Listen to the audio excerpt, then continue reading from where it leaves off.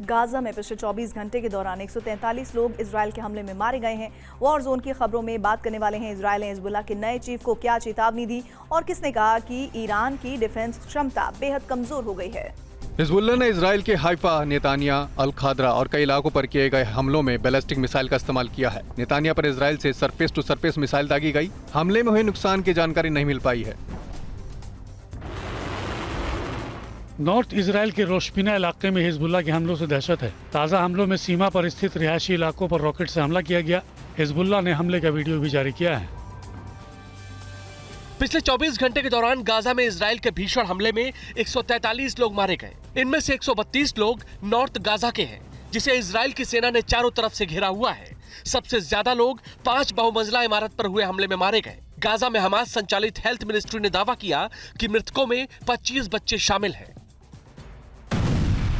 South Gaza के खान यूनिस इलाके में इजराइल की वायुसेना ने मकान पर भीषण बमबारी की है। वफा न्यूज एजेंसी के मुताबिक हमले में बड़ी संख्या में लोग मारे गए हैं। इससे पहले खान यूनिस और डेर अल बलाह में इजराइल के फाइटर जेट ने विस्थापितों के टेंट पर बमबारी की थी। भीषण विस्फोट की यह तस्वीर वेस्ट बैंक के नेबलस इलाके की है।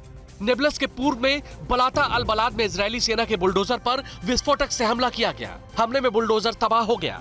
हेब्रान और रामल्ला में इजरायली सेना और फिलिस्तीन सेना के बीच झड़प की खबरें आई हैं। इजराइल के एशक्लोन पर यमन के हूती विद्रोहियों ने ड्रोन से हमला किया है। हमले से कई जगहों पर आग लगी हुई दिखाई थी। हूती ने दावा किया है कि हमले में इजराइल को बड़ा नुकसान हुआ है। इससे पहले भी एशक्लोन पर हूती हमला कर चुका है। पिछले 24 घंटों में हूती विद्रोहियों ने रेड सी और अरब सागर में ताबड़तोड़ हमले किए हैं। अरब सागर में 2 और रेड सी में एक शिप पर मिसाइल से अटैक किया गया। ये तीनों कंटेनर जहाज लाइबेरिया के बताए जा रहे हैं। नसरल्लाह की मौत के बाद हिजबुल्लाह के नए चीफ नईम कासिम को लेकर इजराइल के रक्षा मंत्री योव गैलेंट ने चेतावनी दी है। गैलेंट ने एक्स पर लिखा है कि लंबे वक्त तक ये अस्थायी नियुक्ति नहीं रहेगी। हाल ही में हिजबुल्लाह चीफ नसरुल्लाह इजराइल के हमले में मारे गए थे। अल्लाहु अकबर।